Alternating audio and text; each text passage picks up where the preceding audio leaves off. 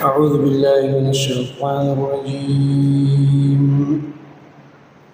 وإن من شيعته لإبراهيم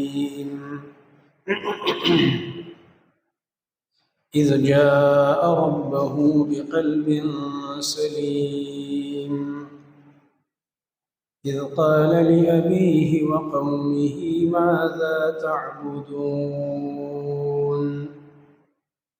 أئفكا آلهة دون الله تريدون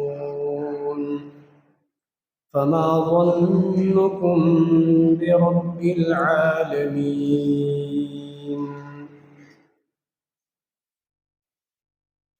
دیتونه کې مونږ ویلي وو واقعات د انبیاو نه به ذکر کوي، دا دلایل نقلیه دي. په دې کې مقصود دا دی چې د انبیاو د الله رب العالمین توحید ته دعوت ورکړی دی، او څوک چې دوی سره ملګري شوي دي د هغه متقین دي چې مخکې حالات ذکر شو چې الله به د جنت انعامات ورکوي، او چا چې دوی خلاف کړی دی نو د هغه مجرمان دي چې مخکې ورله د عذاب حالات ذکر کړه. او بل په دې کې مونږ ویلې مقصد دا هم دی چې دا انبیاء کرام په سلامتیا کې الله ته محتاج دي. دوی دعوت کړی دی، قوم مخالفت کړی دی، بیا د الله رب العالمین مدد راغلی دی، او انبیاء کرامو ته الله سبحانه وتعالی نجات ورکړی دی او د هغوی ملګرو ته، او په مجرمانو د الله عذاب راغلی دی.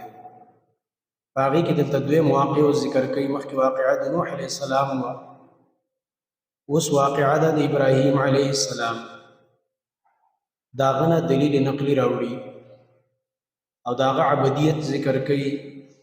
چې ګوره الله رب العالمین ته محتاج دی. دوه غټې خبرې ذکر کوي د ده په دې واقعه کې. یو د ده مجاهده ده په دعوت د توحید کې، چې دعوت د توحید کې د پوره مجاهده کړې ده او مصیبتونه پرې راغلي دي، او په هغې صبر کړی تر دې پورې چې اور ته غورځېدلی دی. اور ته غورځېدلی برداشت کړي، خو د الله توحید یې نه دی پرېښی،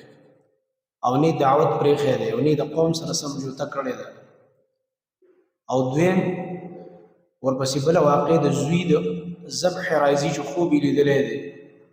چې خپل بچی هغه ذبح کوي اسماعیل. نو دا ډېر ناشنا امتحان و، په هغې کې دی پاس شوی دی. سورت بقره کې ویلي که نه چې ابراهیم علیه السلام باندې الله رب العالمین ناشنا امتحانات کړي دي، او دی په دې ټولو امتحاناتو کې پاس شوی دی. وجیب انسان ځکه ورته الله رب العالمین لقب ورکړی د خلیل الله، د الله خاص دوست. په دې زړه کې د بل چا د دوستۍ ځای نه و، نه د ښځې پروا ساتلې، نه د بچو پروا ساتلې، نه د پلار، نه د بادشاه، نه د قوم. بې هجرت هم کړی دلته ذکر کېږي. هغه کلی وطن یې بیا پرېښود، لاړی د عراق نه روان شو شام ته لاړل. دومره غټ غټ تکلیفونه یې برداشت کړه. الله سبحانه وتعالی ځکه دته دې مرتبه د امامت ورکړی ده. سورت بقره کې تاسو ویلي چې الله رب العالمین ورته وفرمایل زه تا د خلکو دپاره امام ګرځوم، یعنې یو پیشوا دې ګرځوم. دې وجې نه وروستو د ده نه چې څومره پیغمبران راغلي د ده په اولاد کې راغلي، الله ورله دا لوی مقام ورکړی دی. وَإِنَّ مِن شِيعَتِهِ، یقینا د ډلې د دغه نوح علیه السلام نه لإبراهیم، خامخا ابراهیم علیه السلام دی. من شیعته من اتباعه فی التثبت علی الدین والمجاهدة فی دعوة التوحید. دا معنی ده د ده په تابعدارو کې، د نوح علیه السلام په تابعدارو کې ابراهیم علیه السلام چې تابعداري په څه کې کړې د نوح علیه السلام په دې خبره کې چې په دین کلک شوی دی او مجاهده کړې په دعوت د توحید کې، ځکه هغه هم غټه مجاهده کړې وه کنه. شیعه ویلی کېږي په معنا د دغه سره د همخیاله ډلو سره. دې وجې نه د نوح علیه السلام چې کوم دعوت و په هغې کې ورسره ابراهیم علیه السلام ملګری شوی دی. شیعه په معنا د ډلې راځي، ملګري ډلې، لکه څنګه چې زمونږ په امت کې شیعه چاته وایي چې په شرک کې یو بل سره یو ځای شوي. نو څوک په دین کې یو ځای کېږي، په توحید کې یو بل سره ملګري شي، څوک په شرک کې یو بل سره ملګري شي. زمونږ د زمانې شیعهګان الټه شیعهګان ابراهیم علیه السلام ملګرتیا په توحید کې کړې ده او دوی ملګرتیا په شرک کې کړې ده او د شرک والا شیعیت په سورۃ انعام کې ذکر کړو چې الله فرمایل چې د دې شیعاګانو نه بزان ساتي د دې ډلو د مشرکانو نه نبی علیہ السلام ته ویل ته ور دوی نه کېږي التم شیعه ټکه راوړې فلته په رد کړې ځکه چې هغه ډله بازی په باطل کې ده او دلته ډله بازی ده په حق کې ډله بازی په باطل کې نه ده پکار چې په شرک او په کفر کې ډله بازی کې بلکې ډله بازی په حق کې پکار ده چې په حق خلکو سره کلک ودرېږي د حق د ډلې ملګری شه اذ جاء ربه کله چې راغلی و د ابراهیم علیه السلام خپل رب ته راغی څه معنی یې الله ته متوجه شه او دغه رنګه الله رب العالمین ته دعوت ورکو توحید راغی خپل رب ته بقلب سلیم په زړه روغ باندې سلیم معنا داسې زړه چې مخلصا من الشرک والشک داسې پاک زړه چې د شرک او د شکونو نه بالکل پاک وي په روغ زړه باندې الله رب العالمین ته راغی بعض وایي چې د دې نه مراد دا ده چې الله رب العالمین ته په قیامت کې ورځي نو په دې روغ زړه به ورځي صحیح دا چې دنیا کې مراد دنیا کې زړه پاک الله ته وروړی او آخرت کې خو خامخا د انبیاء مزید زړونه پاک روغ زړه دای چې پای کې شرک نه پای کې شکونه نه دا سلیم زړه دی اذ قال لابيه کله چې ویل دی ابراهيم عليه السلام خپل پلار ته او قومي او خپل قوم ته ماذا تعبدون تاسو چا بندگی کوئ دا ماذا کې استفهامي د پاره د طلب د دلیل هم د چا بندگی کوئ پس دلیل کوي دا معنا لکه ته چاته لکه دا کار دا څنګه کار کوي دا څنګه کار کوي ما تاسو سره دلیل لري یعنی غلط کار کوي ابراهيم عليه السلام ورته فرمایي تاسو د چا عبادت کوئ معنا دا باطل معبودان دي د ځان نم جوړ کړي او د ځان نم مرتبه ورکړي چې دا پلاني سي ذمہوار دا پلاني سي ذمہوار لکه و زمون په امت کې مشرکان علي رضی الله عنه تر ډیګري ورکړي مشکل کوشا د غرنګ چاته ویلي دي چې غوث اعظم شیخ عبد القادر جیلانی باندې دا نومي خیره پیرانی پیر نومي بي خیره لوی ځوان ورته کلوي او چاله چې یو نوم ورکړی چاله بل ورکړی او چاته داتا وای من دینه والا چې خزانه خلکو ته وربخي داتا گنج بخش دا د الله صفات غوث اعظم د الله نه غیر بل نشته مشکل کشا د الله نه غیر بل نشته مددگار د الله نه غیر بل نشته نو د الله نه غیر بل چاته وازونه مکوا ذکر فرمایي ماذا تعبدون دا چا عبادت کوي من باطل الہ مرانی ولی او غین مددونه غواړي ذکر پسې فرمایي افکن الہتن دون الله تريدون آیا د دروغ الہ سوا د الله نه تاسو غواړي افک وتزو ذکر افک دروغ ته من د دروغ الہ هم جوړ کړی د ځان او غي پسې ور رواني ذکر الہ خو یو دی هغه سره بل شریکان نشته دا نور چې تاسو جوړ کړی دا ټول دروغ دي کنه یو الله دې چې رښتیا باندې الہ دی لا اله الا الله دا غن غیر بل الہ نشته چې تاسو یې چې دا مددگار دی او دلې برخي ور کړی او دل دا خو ډیر الہ کړه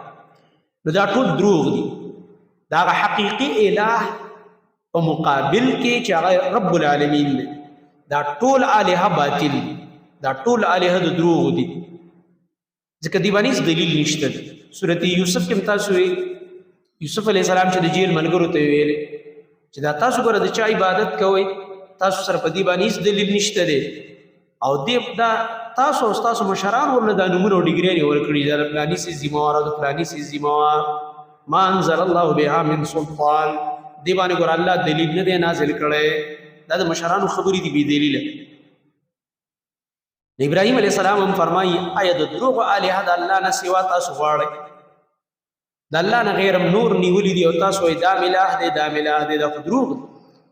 فما ظنكم برب العالمین دي کې زجر دی په شرک باندې چې ګوره بلا دلیل روانې ځکه ته ظن ویلې فما ظنكم ظن ګمان ته وایي ګمان چې دا دلیل نه کنه خیالي خبرې چې ته پښتو کې مونږ وایو فما ظنكم نصد استاسو خیال میں رب العالمین در رب العالمین پبارکی من استاسو در رب العالمین پبارکی گمان غلط شوه دی سمانا را لگی دلیه د الله رب العالمین صفات دا مخلوق له ورکړي دي. استاد د رب العالمین په باره کې څه ګمان دی چې نعوذ بالله هغه کمزور دی؟ دومره غلط ګمان دی استاد د مشرکانو په ګمانونو بس روان چې نعوذ بالله الله به دا پلانې کار کې نشي کولی. دا لیوني په دنیا کې ډېر دي، یو میالي صاحب دی لیونونه پیدا کړی الله کو چې ځکه ما باندې لږ رش دی نو دا لیوني پکې ته جوړوه نعوذ بالله داسې چل شوی. او یا کې نعوذ بالله الله زامن نشي ورکړلی، یو بابا تېر چې هلکه دا څه کار پکې لږ ته سنبال کړه نعوذ بالله داسې چل شوی. دا بل کار بل چا ته سپارلی او بل بل ته سپارلی نه. ستاسو رب العالمین په باره کې څه ګمان دی؟ دې دوه معنی علما کوي. یو معنا دا فما ظنکم برب العالمین من بیوم الجزاء چې تاسو سره به الله د قیامت په ورځ څه کوي، څنګه بدله به درکړي په هغه ورځ د بدلې باندې، یعنې سخت عذاب به درکړي. دا معنا. دویم معنا دا فما ظنکم برب العالمین من باسمائه و صفاته. صحیح قول هم دا دی چې تاسو د الله رب العالمین د اسماء او صفاتو باره کې څه ګمان کړی؟ د الله د نومونو او صفتونه لکه الله له یوازې نه منئ، دې کې ورسره غیر الله هم شریکوئ، دا ډګرې بل چا له هم ورکوئ، تاسو د الله نه غیر دا تاسو څه کوئ؟ فنظر نظرة في النجوم. دې کې ابراهیم علیه السلام یو بل واقع ته اشاره ده. اوس دې قومدار قوم خپل داسې اختري او د جشن ورځې که نه، او د مشرکانو خو بیا ورسونه وي د فلاني بابا ورځ دی او فلانۍ میله د میلې دي ډېرې، نو دوی تله خپل جشن دپاره او د میلې ورځې وه. نو ابراهیم علیه السلام ته امسات وکړي ته موږ سره نه ځئ، سبا له به موږ لاړ شو، ته به هم را سره لاړ شي. مشرکانو خپل دعوت چلی. نو ابراهیم علیه السلام یو ځل د ستورو ته وکتل. دا دې ته ویلی کېږي توریه عملي. توریه جایز ده، توریه یې وکړه او بیا توریه قولي وکړه ورپسې. دا ورپسې کې وایي فقال انی سقیم، دا توریه قولي ده. مشرکانو په هغه زمانه کې به طریقه دا وه چې ستورو ته به کتل، خپل قسمت به معلومو او خپل حال به معلومو. دوی داسې ګمان وکړه چې د ابراهیم علیه السلام بره ګوري لکه چې دا خپل ځان او قسمت پکې معلوموي. بیا یې ویل هلکه زه بیمار یم، ټیک نه یم، زه نشم تللی تاسو سره. دوی داسې ګمان راغی چې دې ستورو کې د خپل حال وکتلو چې زه بیمار یم، د دې نه معلومه دا خیال یې وکړل. دې ته ویل کېږي توریه عملي او توریه قولي. دا کار یې وکړل. او دا هر سړی بیماري په تاسو ولې ته به نه راځي چې څوک هم بابا خواله بوځي، په ما خو راځي، په تاسو نه خبر نه، په ما خو ته به راځي. زه خو چې په دې نیټ کې ګورم په ما ته به راځي، په سر مې ورته دړ کېږي. ابراهیم علیه السلام سمه صحیح خبره کړې چې زما غوندې ګناهګار سړی په هغه د سر درد او ته به راځي، نو ته څه وایې چې خلیل الله باندې بس چل کېده چې دا شرک منظرونه یې لیدل. سمه خبره یې کړې. زه بیمار یم، مطلب دا زه ستاسو دغه شرک او دغه لوبې نشم برداشت کولی، په ما څه چل کېږي، بیا روغ نشم پاتې کېدلی. نو دلته دا توریه ده. اصل کې توریه وایي دی ته چې ته ظاهره کې چاته یو خبره کې ستا مراد یوي او کم کس چې اوري هغه ته بل څه مراد واخلي. نو د هغوی دا خیال راغی چې د په دې بدن کې څه مرض دی، او د هغه زمانې د خلکو خیال به دا و چې چا کې به مرض و دوی به ډېر ځان ساتل، لکه دا بل ته لګېږي. د دې خلکو دا عقیده وه چې مرض بل ته لګېږي، د ده لکه مرض راته ونه لګي. هغوی ته دا خیال واخست. ابراهیم علیه السلام په خپل فکر کې خبره وکړه. په دې وجه نه حدیث کې راځي نبی کریم صلی الله علیه وسلم فرمایي چې د ځان د ایثارولو لپاره چې دوی سره لاړ نشي، نو دا ټکي ویل چې انی سقیم، زه بیمار یم. کنی په دې وخت بیمار نه و، دې وخت بیمار نه و، دی چې ویل انی سقیم. مطلب یې دا و که زه ستاسو هغه منظر وینم د شرک، نو په ما بیماري راځي، زما طبیعت خرابېږي ورته. نو دې وخت کې بیمار نه و او انی سقیم، زه بیمار یم. رسول الله صلی الله علیه وسلم فرمایي چې ابراهیم علیه السلام 3 کذبات د الله دپاره ویل. نو منکرین حدیث را لګېږي، دې حدیث پورې خندا شروع کړي، دې حدیث پورې څه شروع کړي؟ خندا شروع کړي. ورته دا دوه خو په قرآن کې، بیا قرآن هم ومنل ته انی سقیم، دې سره څه کوي؟ نو ته خو د قرآن منکر اصل. او هغه بله سورت انبیا کې تیر شوي چې وایي دا چا مات کړ دا بوتان؟ وایي بل فعله کبیرهم، وایي دې مشر به کړي که نه، دا مخامخ چې دا بوت دی ده به کړي. نو هغه خو نه کړی، خو ده کړي. بل فعله کې هلته توجیهات وګوره که نه، یو توجیه پکې دغه ده چې بل فعله کبیرهم، دا به دې مشر کړي، ځکه چې دا ټول مات دي او دا روغ دی. ورشئ دنه لږ تپوس وکړئ چې دا چا دا شی مات کړي دي، دا ستا دا کشران چا مات کړي، غوبل یې پې کړی دی. دغې کې هم توریه ابراهیم علیه السلام وکړه. او دغه رنګه دا کذبات چې دی حدیث کې راځي کذبات په معنا د توریو ده دا چې څوک په عربی نه پوهیږي نو هغه د قشان جاهلی د هر شي یو معنی کوي هر شي یو معنی نه هر سورګي شاګل نه پښتانه وایي ځکه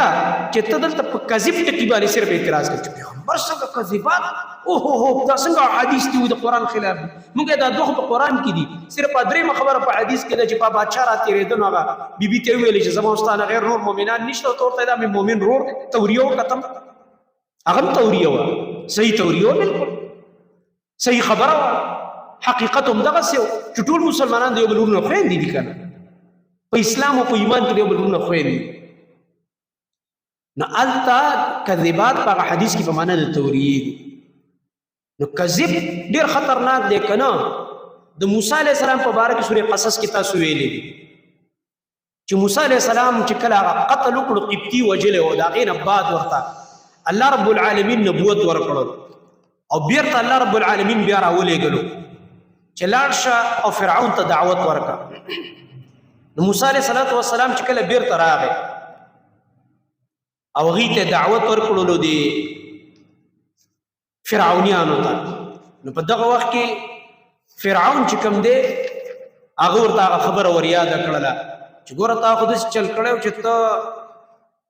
دې نه مخکې چې کله ته تللې که نه د دې ځای نه چې دا 10 کاله غایب وي دی خو تللی بحر دغه ته تللی که نه مدین ته تللی نو تا خو ګوره سړی وجلی دی زمونږ او ډېر ظلم دې کړی دی چې تا قتل کړی دی دا کار دی ولې کړی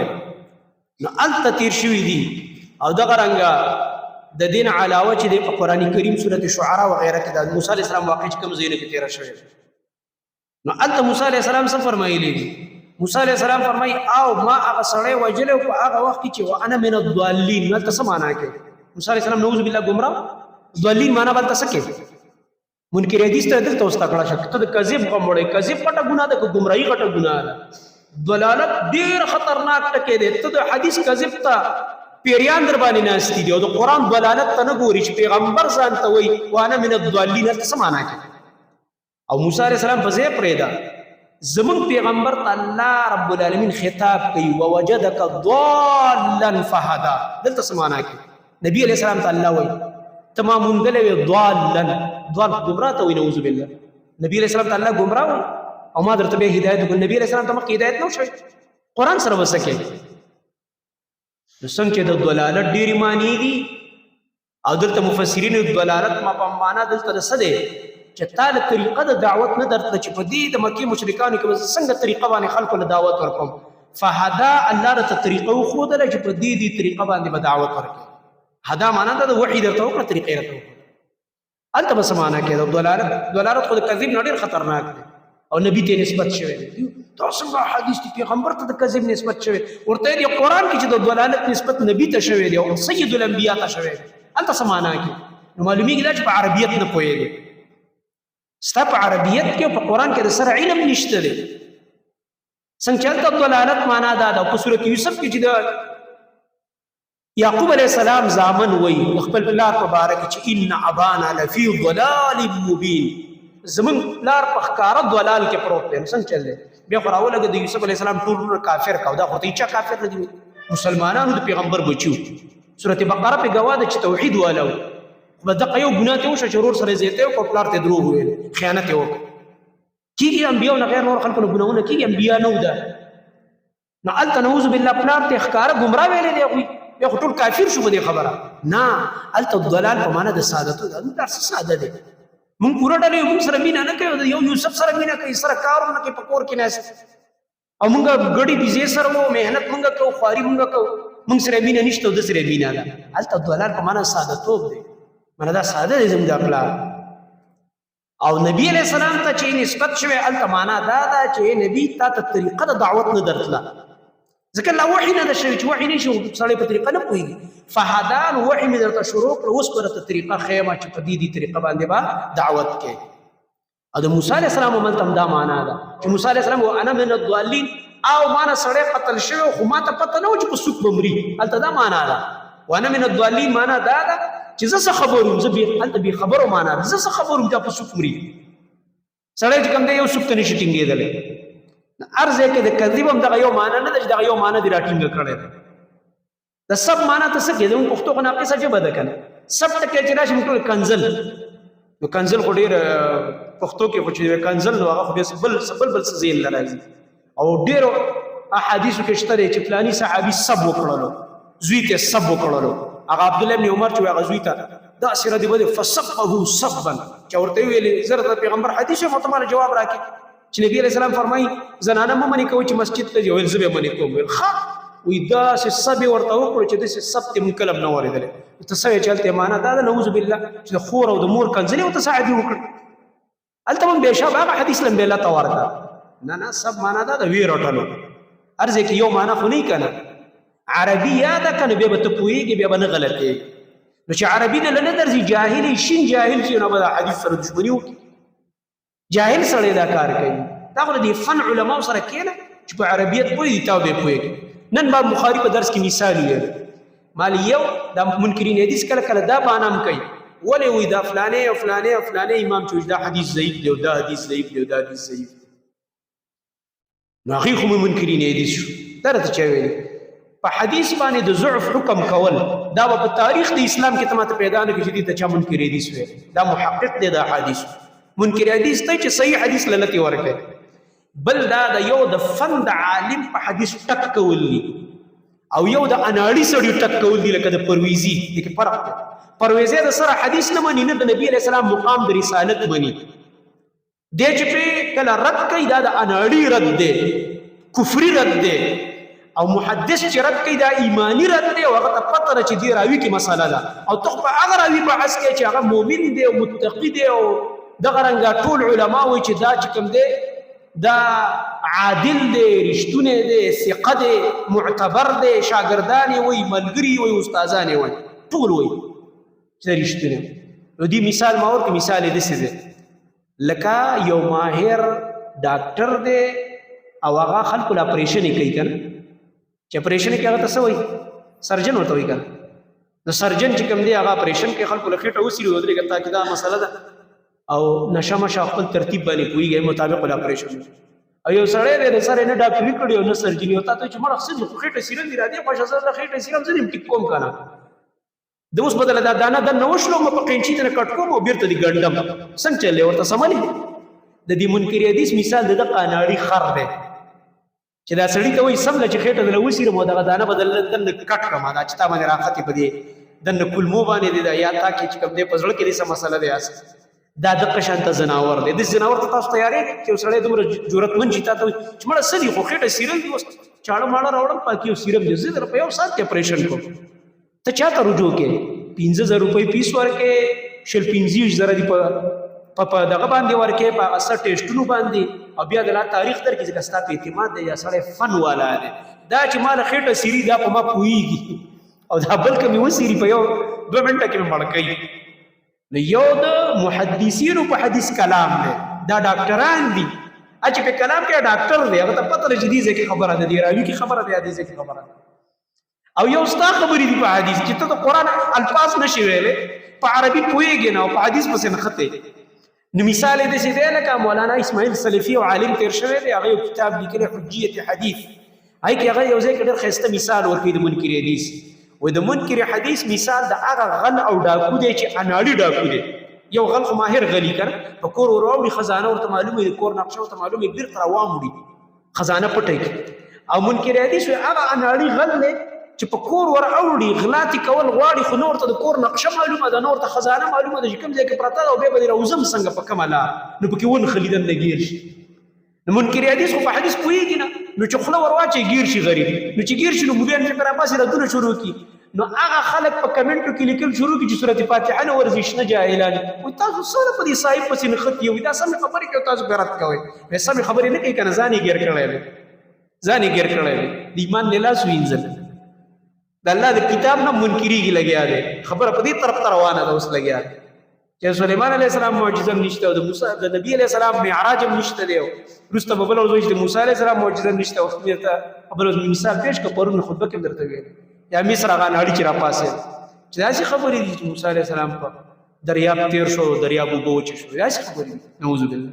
دا بیا منکرین حدیث په دې طرف راځي په قرآن راتاوي. غرض دا دی چې ارزه کې یو معنا نه دی یو ټکی دا غزه دغه ته بګوري سیاق سبق ته بګوري دغه مطابق به معنا کې. نو دلته موسی علیه السلام توریه عملی کړي د به توریه قولی کړي چینی سقیم فتولوا عنه مدبرین او کبي خي توریه نشي اړو ښکار کذب شي. نو کذب زمون په امت کې په مختلفو ځایونو کې اجازه راغلې ده. نبی علیہ السلام فرمایي چا چې د دوه کسانو په صلح کې دروغ ویلې دا جایز دي. چې دوه کسانو په صلح کې دروغ ویل جایز دي. شرک نه ځان ساتل کې خود جایز دي. ابراهیم علیہ السلام د شرک مجلس نه ځان ساتي. په هیڅ طریقه په پیغمبر او اعتراض راځي نه بده کې دا ستا ذهن کې اعتراض جوړ شوی دی خپل ذهن کې جوړ شوی دی دا ستا ذهن ګنده دی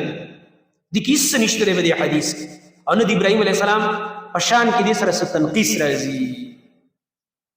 فتولوا عنه مدبرین فتولوا نو دا خلق روان شو عنه د ابراهیم علیہ السلام نه مدبرین شارا ګرځون کی دی روان شو چې لکه زی دی پرې دی د موږ سره نزي او نه ځان سره بوزو. نو په دې چې روان شو الته قسم کړو چې تالله لاکیدن اصنامکم بعد ان تولوا مدبرین. په الله مې د قسم چې تاسو یو ځل لاړ شئ کنه او دا کله د خالی شي زما تاسو د باباګانو سره ګورم. نو چې روان شو به دې په شروع شو او گزارونه شروع کړو. نو دغه ذکر کوي فراغ الى الهتهم نو پټ راغی ابراهیم علیہ السلام د دوی دی الها او تا فقال وی فرمایل ورته دا غي د شرمولو د پاره الا تاكلون تاسو خوراک نه کوي. دی باباګانو کې خدا مټیان او دا خواږه مګډیر پراته کړ زردی مردی او دا پولاونه خلق راوړي چالواګانی راوړي. غیب هم د خپل مال کې د برکت لپاره یو قول د مفسرین دا دی دا طعامونه به راوړل مخته بل کې خوده چې دې کې برکت راشي نه به وړو کوړه نو بیماران به وخوري نو حقيقي به سره. دویمه معنا دا ده چې د دې باباګانو چې کوم منجوران او غویله به د لوګان او شي نه راوړل نو به پراتو نو شی به ډیرو نو منجوران بیا خوړل هغه شي نه پراتو مخه. ابراهیم علیه السلام ورته چې خوراک نه کوي مخه تم دونه خخ شي نه پراته او خورینه الا تاكلون. بیا ورته ابراهیم علیہ السلام فرمایي مالکم سوجد تاسو لرا لا تنطقون تاسو خبرې نه کوئ. مال مړو جواب را نه چې یا ماړیو یا مزړه نکی یا خوري خو لګروسته به خو صبر کوا او سملا طبيعت نه دی برابر تاسو خبرې نه کوئ. دین معلومه شو چې په شرک پورې استهزاء جایز ده. پیغمبرانو کړه ابراهیم علیہ السلام یو استهزاء وکړه د شرک په هغه خو خوري کنه به ته مړه خبرې نه کوئ څنګه چل دی اړو خبرې نه کوئ. نو په دې کې به شروع وکړه فراغ علیهم نو شروع شو په دې باندې ضربا قوالو سرا بالیمین یو معنا خو د یمین خلاص په خلاص باندې ځکه خلاص باندې گزار خکېږي درس سړی ورکه او بل بالیمین معنی بالقوه په زور گزار ورکه د څه وخت بزړه نه خوږي چې مړه د سلک په قلاره گزار ورکه سم درس به ورکه به د څه وخت ټیټ گزار ورکه. دا دغه چې کوم د محمود غزنوي تاریخ کې ما قتل نو دی چې کله د سومنات اورسې دا ټول هندستاني ونی او داسې ډېر جنګونه د کړي نو د هندستان کې ډېر تکړه جنگي خلکو قومونه ټول له شکست ورکړو نو سومنات باندې چې اخر کې ورغه نو بار په حمله وکړي چې اخر کې کله هغه ته ځان ورسوه خاص کمرې ته چې کله دا ځای فتح ټول هندوانو لراغه چې ګوره مکوا او دا بوت ماته دا زموږ اخیری بوت پاتې شو ټول دربارونه دی رانه دړي وړي تاسو زموږ د عقیدو جنازه وخت او مونږ چې دې ټول په جرګه ولراغه چې تاسو غواړي سمره زمونږ نه تاوان غواړي زمونږ چې کوم ستا په دې جنگ کې خرچه شوی د افغانستان نه روان شوی د غزنی نه ستا د فوجونو اخراجات او سچ غواړي موږ بدل درو جواهرات او روپۍ او شرپۍ خدا ما ماتوا دا زموږ اخیری اثر پاتې ځکه هلته جنگ هم ډېر سخت شوی ولس حملې په هغې کړي دي د محمود غزنوي تاریخ به وګوره اخیری حمله کې بیا ورغی ځکه هغه به ویلي قسم یې وکړو چې دا روان د جمعې مونځ به هله کوو چې دا سومنات به م نیولې ګوره بیا به د جمعې مونځ کوو دا به مو ماتو مجاهدین ډېر په جذبه کې شو دا وینې راګرمه شوه په ورغله شهیدان هم پکې ډېر شو د غزې ونیو نو هغوی ورته ډېر غټ افرونه ورغله نو دغه وخت ورته محمود غزنوي ویلې چې یاره داسې کار دی چې زمونږ ایمان د الله په توحید دی او زمونږ په قرآن کې د ابراهیم علیه السلام سنت داري بوتان به ماتی او زه د هغه بچی یم ځکه زما نبي د هغه نوسی او زه د خپل نبي امتي زه په تاریخ کې د ځان په باره کې دا لیکل نه غواړم چې دې بت فروش و، ځکه چې د دې بت د بچاو لپاره ماله پیسې راکړه نو بت مې خرڅ کړه کنه. په تاریخ کې به زما په باره کې لیکلی کېږي دا بت فروش و، د مسلمانانو دا حاکم د بوتان خرڅ کړي، د بت د بچ کولو لپاره پیسې اخیستې. دا به زما ډېر تور تاریخ پاتې شي. زه خپل نوم سره بت شکن لیکل غواړم چې زه بوتان ماتونکی وم. د ابراهیم علیه السلام د خپل نبي سنت مې ژوندي کړه، ځکه زما نبي بوتان مات کړي دي. مکه چې فتح کړه ټول بوتان یې مات کړه، دربارونه یې ختم کړه، شرکي دربارونه. نو په دې کې ملګرو ته ویل ګروزونه ورته راخطا کړي او خط درز وله ورکوي په زوره باندې. د ابراهیم علیه السلام په سنتو یې عمل وکړ. فراغ علیهم ضربا بالیمین، خټیټ ګزارونه یې ورکړه. نو هلته تاریخ دا لیکي وایي دومره جواهرات په دغه بوت کې دننه راووته چې کم آفرونه ورته شوي وو د هغې نه دا جواهرات ډېر زیات و، ډېر زیات. چې وایي کله دا د غزني ته ویوړه واپس محمود غزنوي تللو، د هندوستان نه ځان سره کمې وینځې بوتلې وې د هندوانو، او کم جواهرات او کاڼي مجاهدینو د ځان سره وړي وو د هندوستان نه. د غزني په بازار کې وایي دا هغه زمانې چې کوم صرافان و هغوی سره د هغه کاڼو قیمت نو، پیسې ورسره نه وي، کاڼي قیمت مو سره نشته. دا ډېر قیمتي جواهرات دي، تاسو کوم ځای نه راوړئ؟ دا ورله الله رب العالمین په غنیمت کې بیا ورکړه. چې کله هغه د دنیا مال الله ته ورکړه د مشرکانو هغه افر له الله رب العالمین دومره جواهرات مجاهدین له ورکړه چې بیا د چا سره یې پیسو قیمت نه، داسې قیمتي ملغلرې الله رب العالمین ورکړه. هغه بوتان یې ورله دړې وړې کړو. الله رب العالمین فرمایي په ګزار، په سخت ګزار باندې ووهل. نو چې خلک رامنډې والې چې دا کار چا کړی به وروستو ذکر کړو انشاءالله د وروسته ایتونو کې. ابراهیم علیه السلام باندې بیا مقدمه دایره شوې ده، بیا هغه اور ته غورځولی دی او بیا وروسته د ده د زوی د ذبح هغه واقعه ده هم وروسته ذکر کېږي. اذ قال وان من شیعته، یقینا د ډلې د نوح علیه السلام نه د هغه تابعدارونه له ابراهیم، خامخا ابراهیم علیه السلام. اذ جاء ربه، کله چې راغلی د خپل رب ته بقلب سلیم، په زړه روغ باندې. اذ قال لابيه، کله چې ویلو د ابراهیم علیه السلام خپل پلار ته وقومي او خپل قوم ته ماذا تعبدون، دا د چا بندګي کوئ او په څه دلیل یې کوئ؟ ائفکن آلهتن، آیا د دروغ معبودان دون الله، سوا د الله نه تریدون، تاسو غواړئ، معنی د الله نه غیر د دروغ معبودان هم جوړ کړي د هغې بندګي غواړئ. فما ظنکم برب العالمین، نو څه ګمان دی ستاسو په باره د رب العالمین کې چې د قیامت پر ورځ به کوم عذاب درکوي، یا د هغه د اسماء او صفاتو په باره کې څه ګمان دی چې تاسو را لګېدلي د هغه صفات بل له ورکوئ. فنظر نظرة في النجوم، نظر یې وکړو یو نظر په ستورو کې. فقال به وفرمایل انی سقیم، یقینا زه بیمار یم. فتولوا عنه، نو دا خلک روان شو د ده نه مدبرین، شا راګرځونکي. فراغ الی آلهتهم، نو پټ راغی ابراهیم علیه السلام د دوی دې معبودانو ته. فقال وی فرمایل الا تأکلون، تاسو خوراک نه کوئ؟ ما لکم څه وجه د تاسو لره لا تنطقون، تاسو خبرې هم نه کوئ؟ فراغ علیهم، پس شروع شو په دوی باندې ضربا په وهلو سره بالیمین، په مضبوط ګزار باندې یا په خلاص باندې. سبحانک اللهم اشهد ان لا اله